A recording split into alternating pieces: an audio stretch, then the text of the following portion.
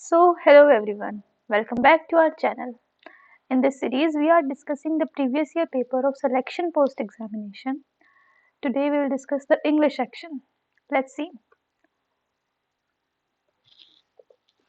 The first question is select the most appropriate meaning of the given idiom. He brought his servant to book for breaking the beautiful showpiece.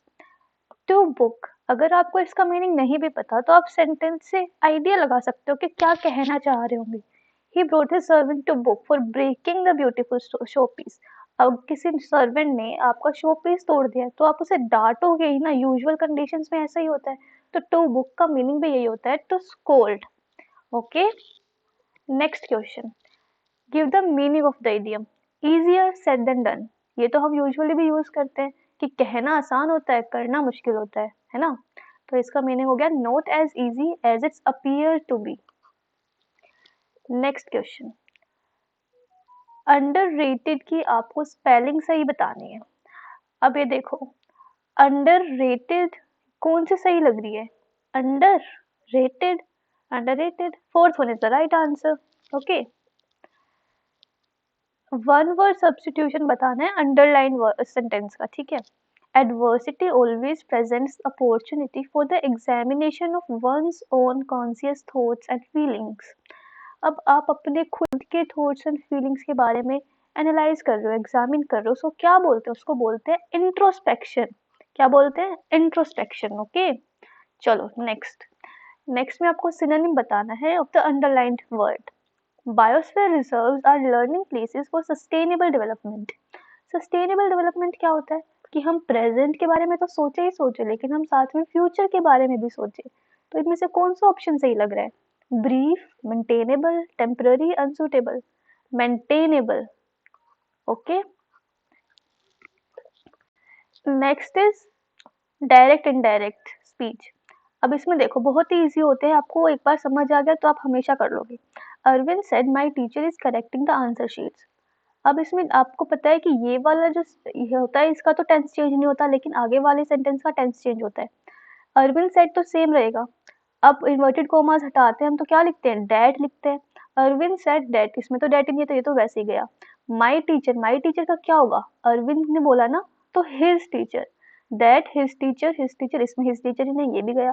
That his teacher. अब tense change होता है. Is का tense क्या होगा? Past में जाएगा ना. Is was, तो ये भी गया. आगे पढ़ने की जरूरत ही नहीं. ठीक है. Arvind said that his teacher was correcting the answer sheets. You got it right. चलो, next is one word substitute. आपको बताना है the wide variety of shared and different personal and group characteristics among human beings. Wide variety से ही आपको समझ आ रहा है जब किसी चीज की बहुत ज्यादा वेराइटी हो, different personal and group characteristic, उसे क्या बोलेंगे? डाइवर्सिटी. ठीक है. चलो नेक्स्ट देखते हैं. आपको इडियम का अप्रोप्रिएट मीनिंग बताना है. To show a clean pair of heel. इस इडियम का मतलब होता है टू रन फास्ट. अब अगर ऑप्शंस भी देखोगे, अगर आप मान लो आपको नहीं भी आंसर पता, तो ऑप्शन से ही देखो. टू शो क्लीन शूज, किसी इडियम का ऐसा मतलब होगा कि जो बिल्कुल ही उसमें जो वर्ड्स है एज इट इज ही आप लिख दो. ऐसा तो नहीं होता ना. इडियम का एक रेफरेंस मीनिंग होता है. To clean shoes fast, to show clean shoes, show clean feet, ऐसा कुछ नहीं होगा. To run fast. Okay, next is Philip. We as human beings usually tend to forget that life itself is an accumulated process of what? अब इसमें options देखो. Learning most suitable है क्योंकि हमें खुद भी पता है ना कि लाइफ में हम सब लर्न करते रहते हैं एट एवरी फेज. ऐसा तो नहीं होता कि लर्निंग कभी स्टॉप हो जाती है ना. तो learning is the right answer. Next is select the option that contains a spelling error. अब आपको पूरा सेंटेंस पढ़ने की भी जरूरत नहीं. जब अंडरलाइन किया ही हुआ है तो आपको अंडरलाइन वाले वर्ड ही देख लो बस. अनसाइंटिफिक ठीक है, रेपोजिटरीज ठीक है, इजिप्टियन प्रीस्ट, प्रीस्ट की क्या स्पेलिंग होती है? PRIE. ठीक है, तो प्रीस्ट गलत हो जाएगा. चलो, इसमें भी आपको मीनिंग बताना है इडियम का. honesty is the best policy does not remain valid in the present times of corruption and greed. remain valid कौन सा आपको सही लग रहा है? go through thick and thin, put up, keep pace with, hold good, दोनों का मतलब ऑलमोस्ट सेम ही है ना. रिमेन वैलिड की अभी वो वैलिड है. होल्ड गुड का भी यही मतलब होता है कि हाँ वो चीज वैलिड है. ठीक है, चलो। You must dash what you cannot cure. Cure मतलब अब जब आपके हाथ में नहीं, आप उसको ठीक नहीं कर सकते किसी चीज को, तो आप क्या करोगे? आप उसको एंड्योर करोगे। अब जो है जैसा है ठीक है, आप सह लो, अब आपके बस में ही नहीं है क्योर करना, तो क्या करोगे? एंड्योर करोगे, है ना। चलो, एंटोनिम बताना है आपको कॉमन का। कॉमन का एंटोनिम क्या होगा? अबंडेंट। अबंडेंट तो सेम हो गया, सिनोनिम हो गया। Rare, yes, rare is the right answer. Correct spelling बतानी है एक्सपीडिशन की। एक्सपीडिशन की करेक्ट स्पेलिंग क्या होती है? देखो, क्या इनमें से कौन सी होगी सही? First one is the right answer, XPDITION। ठीक है, चलो। एक्टिव वॉइस में बताना है, sentences already given in passive voice, आपको एक्टिव वॉइस में कन्वर्ट करना है। अब इसमें टेंस तो चेंज नहीं होता। अब देखो, the manager was being scolded by Rishikesh, तो ये तो फर्स्ट पे आ जाएगा ऋषिकेश, ये तो सब में ही ठीक है। आगे चलते हैं। Manager was being scolded by Rishikesh, तो ऋषिकेश वॉज ही है, टेंस तो चेंज होगा नहीं। तो हैज, विल, ये सभी खत्म। First option is the right answer. वो स्कोल्डिंग है तो आईएनजी तो रहेगा ही, वो बीइंग स्कोल्डेड है ना, तो आईएनजी तो रहना ही चाहिए इसमें, वो भी नहीं है। चले, हो गया। अब ये देखो, ये है आपका क्लोज टेस्ट। अब इसमें यूजुअली हम लोग ऐसा करते हैं कि चलो एक एक सेंटेंस पढ़ लेते हैं, बट ट्रस्ट में यू हैव टाइम, तो एक बार हम पैराग्राफ कंप्लीट पढ़ लेते हैं, फिर सारे आंसर्स एक साथ हो जाएंगे।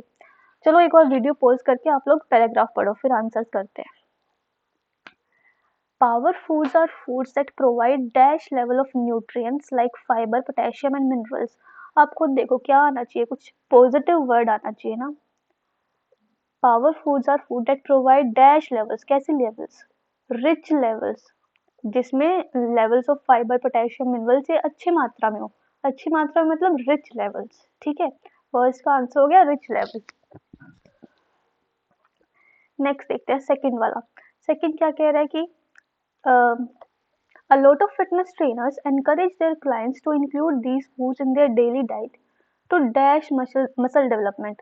तो मसल डेवलपमेंट हम फिटनेस ट्रेनर्स के पास जाते हो, लोग जो भी जाते हैं तो मसल डेवलपमेंट तो इंक्रीज करने जाते हैं ना वहां पे, तो क्या होगा इसका आंसर? इंक्रीज। नेक्स्ट देखते हैं थर्ड वाला। Of course, the key to enjoying power food is proper preparation of these food, the dash of seasoned fresh foods, and identifying your choice of flavor among power foods. Seasoned fresh foods. अब ये देखो, the wheel, the ply handle, the use of seasoned fresh foods. Okay. Next देखते हैं।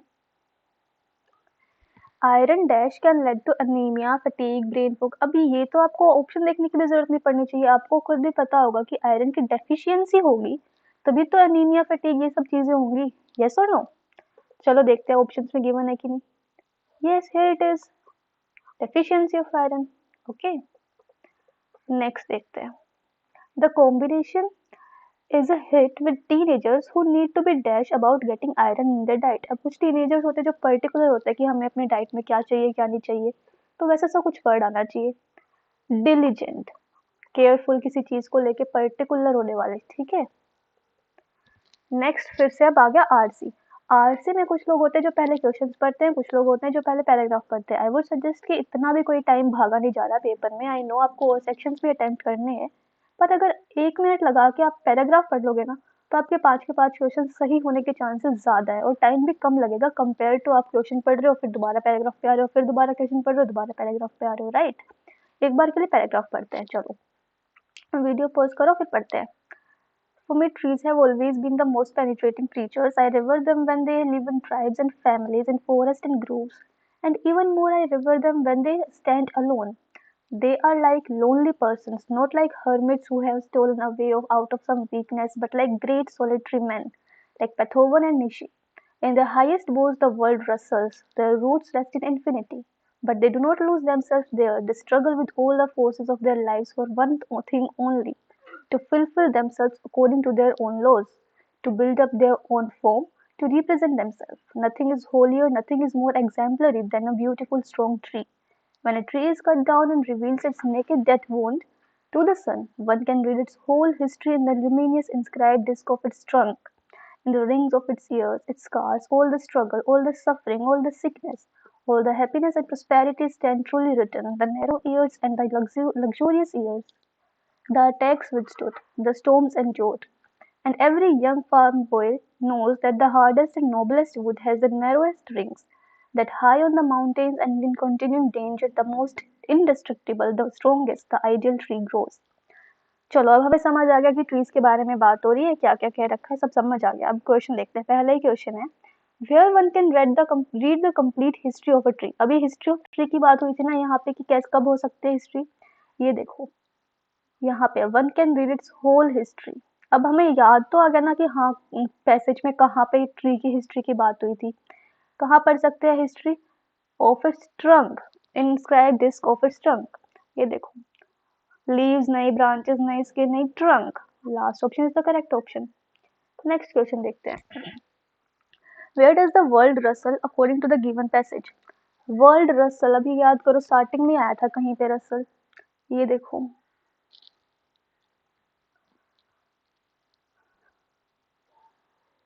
The world Russell, ये रहा यहाँ पे, in the highest boughs the world Russell's.